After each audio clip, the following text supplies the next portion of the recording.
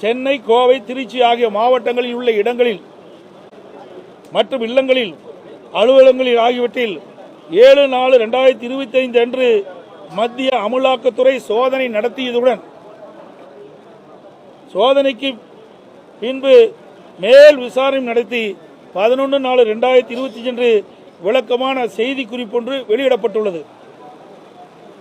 அடுத்தது, மாண்புமிகு வன மற்றும் காவல்துறை அமைச்சர் திரு கே பொன்முடி அமைச்சராக பதவியேற்கும் பொழுது அளித்த உறுதிமொழியை மீறி இந்து மதத்தை மற்றும் இந்து மதத்தை பற்றியும் பெண்களை பற்றியும் அவர் ஒரு நிகழ்ச்சியில் குறிப்பிட்டது அவதூறாக பேசியதால் அமைச்சர் பதவியேற்கும் பொழுது அவர் ஏற்ற உறுதிமொழியை மீறிய செயலாகும். அடுத்தது, மின்சாரம், மதுவிலக்கு மற்றும் ஆயத்துறை அமைச்சர் திரு வி செந்தில் பாலாஜி அவர்களின் துறையான டாஸ்மாக் நிறுவனம் மற்றும் கடைகள், தனியார் மதுபான ஆலைகள் மத்திய அமலாக்கத்துறை 6/3/2025 அன்று சோதனை நடத்தினார்கள். முதற்கட்டமாக சுமார் 1000 கோடி ரூபாய்க்கு மேல் முறைகேடுகள் நடந்துள்ளதாக அமலாக்கத்துறை செய்தி வெளியிடப்பட்டுள்ளன.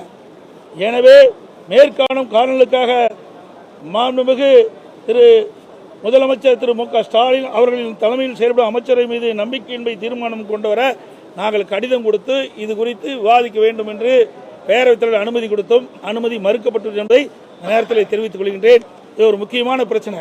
நீங்கள் கடந்த காலத்தில் பார்த்தீங்கன்னா, நீங்கள் இதற்கு முன்பு அவையில் இப்படி அரசின் மீது நம்பிக்கையில்லா தீர்மானம் வருகின்ற பொழுது 1952, 57 எடுத்திருக்கிறாங்க, 57, 62 எடுத்திருக்கிறாங்க, 1962, 1967 எடுத்திருக்கிறாங்க, 1967, 1970 எடுத்திருக்கிறாங்க, 1971, 1976 எடுத்திருக்கிறாங்க, 1977, 1980 எடுத்திருக்கிறாங்க, 1980, 1984 அவையில் பேசுவதற்கு அனுமதி அளிச்சிருக்கிறாங்க, 1985, 1988 இடைப்பட்ட காலம் எடுத்திருக்கிறாங்க, 2001, 2006 வாக்கெடுப்பு நடத்தல எடுத்திருக்கிறாங்க. இப்படி கடந்த காலத்தில் இப்படி அரசின் மீது நம்பிக்கையின்மை தீர்மானம் கொண்டு வருகின்ற பொழுது அதை அப்பொழுது இருந்த சட்டப்பேரவைத் தலைவர்கள் அனுமதி கொடுத்து சட்டமன்றத்தில் விவாதிக்கப்பட்டுகின்றது. அதைத்தான் மேற்கோடு காட்டி நாங்கள் பேசினோம். எங்களுக்கு அனுமதி கொடுக்க மறுத்த காரணத்தினாலே நாங்கள் வெளியிடப்பு செய்திருக்கின்றோம். பல்வேறு காலகட்டங்களில் அரசியல் மீதான நம்பிக்கை தீர்மானம் எடுத்துருக்காங்க. 10 நாட்களுக்கு முன்பு கூட அதிமுக சபாநாயகர் மீதான நம்பிக்கை இந்த தீர்மானத்தை எடுப்பதில் என்ன பிரச்சனை நினைக்கிறீங்க? அதுதாங்க அவங்க தான் சொல்ல வேணும். நாங்கள் செய்தித்தாள்லையும் ஊடகத்திலையும் அன்றாட செய்தி வந்து கொண்டிருக்கின்றது. மக்களிடத்தில் ஒரு பதற்றமான சூழ்நிலை நிலவி கொண்டிருக்கின்றது. இன்றைக்கு அமலாக்கத்துறை பல்வேறு துறைகளிலே சோதனை நடத்தி இந்த சோதனை அடிப்படையிலே செய்தியில் வெளியிடுகின்றன. இந்த துறையில் இவ்வளவு கோடிக்கு முறைகேடு நடந்திருக்கு. இந்த துறையில் இருக்கிற அமைச்சர் உறவினர்கள் அவருடைய இல்லத்தில், அலுவலகத்தில் கைப்பற்றப்பட்ட ஆவணங்கள் என்று வெளியிடப்படுகிறது.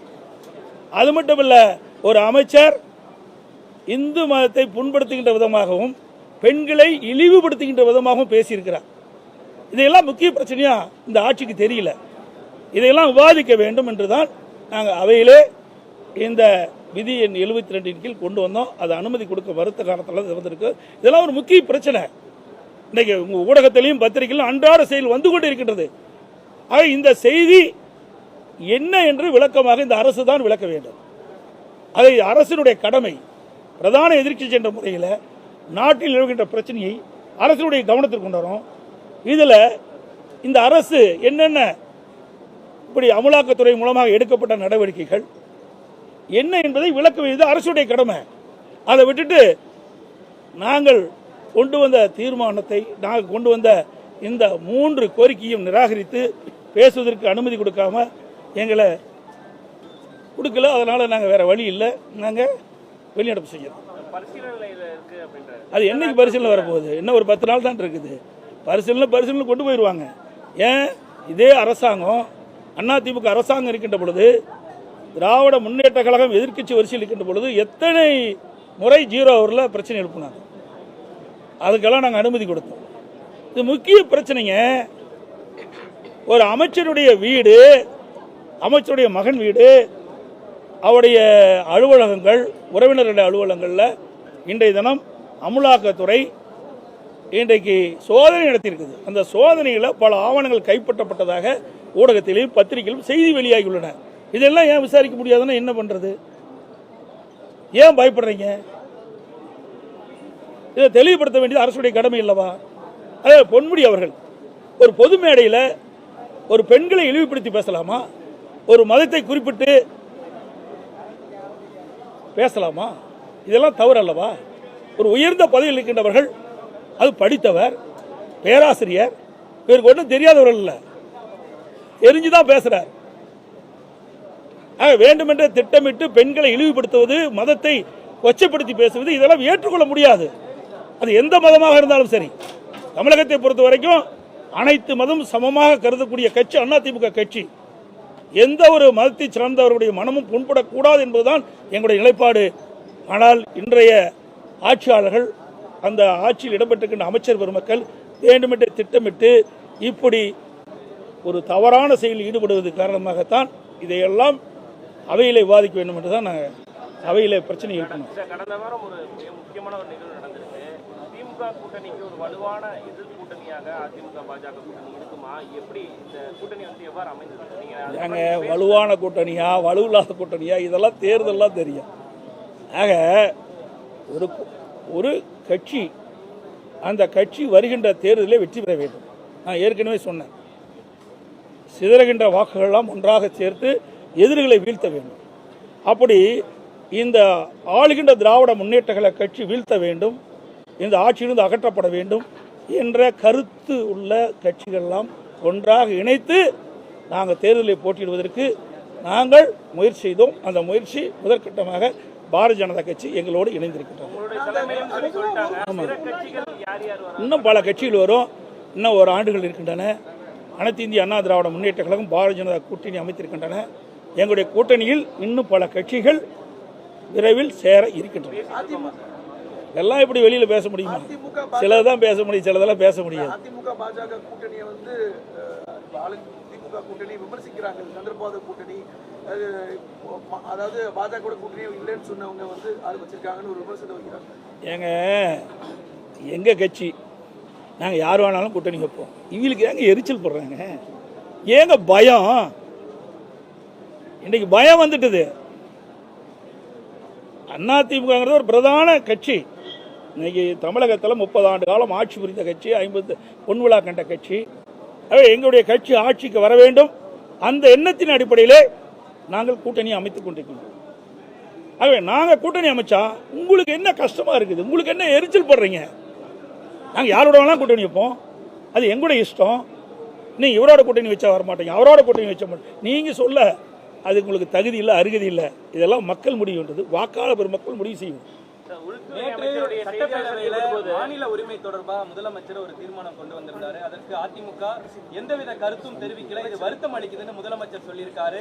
கடந்த காலங்களில் திமுக கொண்டு வந்திருக்கக்கூடிய தீர்மானங்களுக்கு அதிமுக கருத்து வேறுபாடு இருந்தாலும் அதற்கு ஆதரவு தெரிவிச்சிருந்தாங்க. ஆனா இந்த விஷயத்துல எது எடுக்கல அப்படின்றாரு. அருமையான கேள்வி கேட்டீங்க. இதனை கேள்வி கேட்பேன்னு நினைச்சிட்டு இருந்தேன். சிந்திச்சு பாருங்க. அத்தனை ஊடகங்களும் பத்திரிகைகளும் மனசாட்சி உள்ள மனிதர்கள் அத்தனை பேரும் எண்ணி பார்க்க வேண்டியது. 16 ஆண்டு காலம் மத்தியிலே ஆட்சி அதிகாரத்தில் இருந்தது திமுக. இந்த 16 ஆண்டு காலம் ஆட்சி அதிகாரத்தில் இருக்கின்ற பொழுது, அப்பொழுது திமுக இந்த மாநில சுயாட்சியை சட்டத்தை கொண்டு வந்து நிறைவேற்றப்பட்டிருந்தால் இந்த பிரச்சனை எழுந்திருக்காது. ஆட்சி அதிகாரத்தில் இருக்கும் போதெல்லாம் இதை கொண்டாடல. ஆட்சி அதிகாரத்தில் இல்லாத போது வேறொரு மீது பழி சுமத்துவதற்காக நேற்றைய தினம் இந்த 110 விதிகளை மாநில சுயாட்சி பற்றி இன்றைக்கு வெளியிட்டிருக்கார். நல்லா சிந்திச்சு பாருங்க. 2006 2011 மாநிலத்திலையும் இவருடைய ஆட்சி, மத்தியிலையும் திமுக அங்கம் வைக்கின்ற காங்கிரஸ் கூட்டாட்சி. அந்த காலகட்டத்திலேயாவது கொண்டு வந்து மாநில சுயாட்சி நிறைவேற்றிக்கலாம்ல? ஏன் நிறைவேற்றலாம்? அதான் எங்களுடைய கருத்து, எங்களுடைய ஆதங்கம்லாம் அதுதான். ஒரு வாய்ப்பு கிடைக்கின்ற பொழுது தமிழ்நாட்டு மக்களுடைய நலன் சார்ந்த பிரச்சனையை நிறைவேற்றிக்கலாம். அதை தவற விட்டுட்டீங்களே. இப்போ அடுத்த ஆண்டு தேர்தல் வர இருக்குது. அந்த தேர்தல் வருவதற்கு இன்றைக்கே நாடகத்தை ஆரம்பிச்சிட்டார். திராவிட முன்னேற்ற கழக அரசு மீது மக்கள் கொந்தளிப்போ இருக்கிறாங்க. மிகப்பெரிய வெறுப்போடு இருக்கிறாங்க. திராவிட முன்னேற்ற கழக ஆட்சி அகற்ற வேண்டும். 2026 சட்டமன்ற தேர்தலில் வாக்காளர் பெருமக்கள் எதிர்நோக்கி கொண்டிருக்கிறாங்க. அதை மடைமாற்றுவதற்காக, அதை திசை திருப்புவதற்காக இன்றைக்கு மாநில சுயாட்சி என்ற ஒரு நாடகத்தை நேற்றைய தினம் அரங்கேற்றிருக்கிறார். உண்மையிலேயே இவருக்கு மனசாட்சி இருந்தா மத்தியில் ஆட்சி அதிகாரம் இருக்கும்போது ஏன் நீங்க நிறைவேற்றல? ரகுபதி நேற்று பேசுறார் அக்கறையிலின்னு. நீ மத்திய மந்திரியா இருந்தீங்களா? ரகுபதி அவர்களே மத்திய மந்திரியா இருந்தீங்களா? வேட்டி மாற்றி கட்டிட்டு போனாலும் பரவாயில்ல, அதை பற்றி நாங்கள் கவலைப்படலை. என்ன நீ எந்த கட்சிக்கு வேணாலும் போ. ஏன்னா அதிமுக என்ற இரவு பகல் வாராமல் தொண்டர்கள் உழைத்து ரத்தத்தை வீரையாக சிந்தி அவரை எம்எல்ஏ ஆக்கி மந்திரி ஆக்கினது அதிமுக. இந்த நாட்டிற்கு அடையாளம் காட்டப்பட்டது, ரகுபதி அவர்களுக்கு அடையாளம் காட்டப்பட்டது அதிமுக. அதிமுக தான் கட்சி தான். அன்றைய இதெல்லாம் பெரும்பான்மையான சட்டமன்ற உறுப்பினரோடு அமைச்சரை அமைக்கப்பட்டு அதில் இடம்பெற்றவர் திரு ரகுபதி அவர்கள். அதையெல்லாம் மறந்து தன்னுடைய சுய லாபத்திற்காக அடிமையா போய் அடிமை வேலை செஞ்சுட்டு இருக்க. ஏன் நீ மந்திரியா இருக்கும்போது செய்யப்படாயா? மாநில சுயாட்சி உனக்கு தெரியலையா? இப்பதான் அதிமுக அக்கறை இல்லையா? எப்படி கண்டுபிடிச்சிட்ட? பச்சோந்தி இப்படிலாம் நாட்டில் எப்படி மக்கள்லாம் இருக்கிறாங்கன்னு எனக்கு தெரியல. அது மட்டும் இல்ல, இந்தியா கூட்டணி அமைச்சாங்க 2024 நாடாளுமன்ற தேர்தலின் போது. இந்தியா கூட்டணி குறைந்தபட்ச செயல் திட்டத்தில் கூட மாநில சுயாட்சி இடம்பெறல. அப்ப இடம்பெற்றிருக்கலாம்ல. ஒரு இந்தியா கூட்டணி என்ற போது ஆட்சிக்கு வந்தா மாநில சுயாட்சியை சட்டத்தை கொண்டு வந்து நிறைவேற்றப்படும் என்று ஏன் நீங்க அஜிதால கொண்டாடல? 2024 நாடாளுமன்ற தேர்தலில் பரப்புரையாட்டினீங்கல்ல. அப்ப எங்கேயாவது திரு ஸ்டாலினோ உதயநிதி ஸ்டாலின் அவர்களோ எங்கேயாவது மாநில சுயாட்சி பத்தி பேசினாரா? இல்லையே. எல்லாம் சுய லாபத்திற்காக. மத்தியில் ஆட்சி அதிகாரம் கிடைக்க வேணும். அதுவும் தன் குடும்பத்திற்கு, கருணாநிதி குடும்பத்தை சேர்ந்தவர்கள் மத்தியில் ஆட்சி அதிகாரத்துக்கு வரணும். அதுதான் அவருடைய நிலைப்பாடு ஒழிய தமிழ்நாட்டு மக்கள் மீது அக்கறை இல்லாத ஒரு அரசாங்கம் திமுக அரசாங்கம், திமுக கட்சி. அன்னைக்கு நடந்த பிரஸ் மீட்ல, உள்துறை அமைச்சர் பிரஸ் மீட்ல 2 விமர்சனங்கள் முன்வைக்கிறாங்க. ஒண்ணு, அதிமுக பாஜக கூட்டணி அரசுன்னு சொல்லி அவங்க கூட்டணி அரசுன்னு சொல்லவே இல்லை. நீங்க தப்பா புரிஞ்சுக்கிட்டு ஏதோ வித்தையெல்லாம் காட்டுறீங்க. தயவு செய்து இந்த வித்தையெல்லாம் விட்டுருங்க. கூட்டணி அரசு அதாவது அனைத்து இந்திய அண்ணா திராவிட முன்னேற்ற கழகம் பாரதிய ஜனதா கூட்டணி ஆட்சி அமைக்கும். புரிஞ்சுக்கங்க. அரசுல பங்கு இல்லைன்றது ஏங்க திருப்பி அதுக்குள்ள வர ஏதாவது விறுவிறுப்பான செய்தி உங்களுக்கு வேணும், எங்கிட்ட இருந்து புடுங்க வேணும். அப்படிலாம் அவர் சொல்லவே இல்லை. திருப்பியும் சொன்னார். டெல்லிக்கு மாண்புமிகு பிரதமர் மோடி அவர்கள் தமிழ்நாட்டுக்கு என்னுடைய பெயரை சொல்லி சொன்னார். இதுல இருந்து நீங்க புரிஞ்சுக்க வேண்டியதானே. இதுல இருந்து ஏதோ அதில் கண்டுபிடிச்சு விஞ்ஞான மூளையெல்லாம் பயன்படுத்தி கண்டுபிடிக்கிற வேலையில விட்டுருங்க. அதெல்லாம் நாங்க பாத்துக்கிறோம். அனைத்து ஊடகங்களுக்கும் பத்திரிகைகளுக்கும் வணக்கம், நன்றி.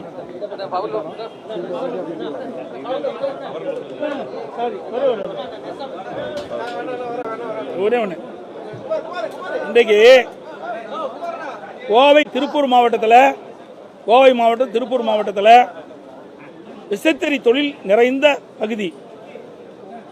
அதுவும் அந்த விசைத்தறி நிறைந்த பகுதியில் கடந்த 1 மாத காலமாக இந்த விசைத்தறி தொழில் செய்கின்றவர்கள் வேலை நிறுத்தத்தில் ஈடுபட்டிருக்கின்றார்கள். விசைத்தறி நெய்கின்ற அந்த நெசவாளர்களுக்கு கூலி உயர்வு கேட்டு இன்றைக்கு அவர்கள் இந்த அரசுடைய கவனத்திற்கு கொண்டது 1 மாத காலமாகுது.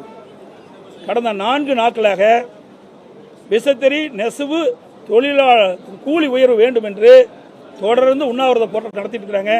இந்த அரசு அவளை அழைத்து பேச்சுவார்த்தை நடத்தி அவருடைய கோரிக்கை நிறைவேற்றி தர வேண்டும் என்று அன்போடு இந்த நேரத்தில் கேட்டுக்கிறேன். ஏன்னா இது பல லட்சம் தொழிலாளருடைய வாழ்வாதாரம். ஏன்னா வேலை நிறுத்தத்தில் ஈடுபட்டா இன்றைக்கு அந்த தொழிலாளருக்கு வருமானம் இல்லாமல் போயிடும். அதனால் இந்த அரசு தனி அக்கறை செலுத்தி அந்த விசைத்தறி உரிமையாளர்கள், அந்த கூலிக்கு நெய்கின்ற அந்த விசைத்தறி உரிமையாளர்களை அழைத்து அந்த கூலி உயர்வு ஒரு முடிவு கொண்டு வந்து அவர்களுக்கு கோரிக்கையை நிறைவேற்றுவதற்கு இந்த அரசு முயற்சிக்க வேண்டும் என்று ஊடகத்தின் வாயிலாக பத்திரிகை கேட்டுக்கொள்கிறேன்.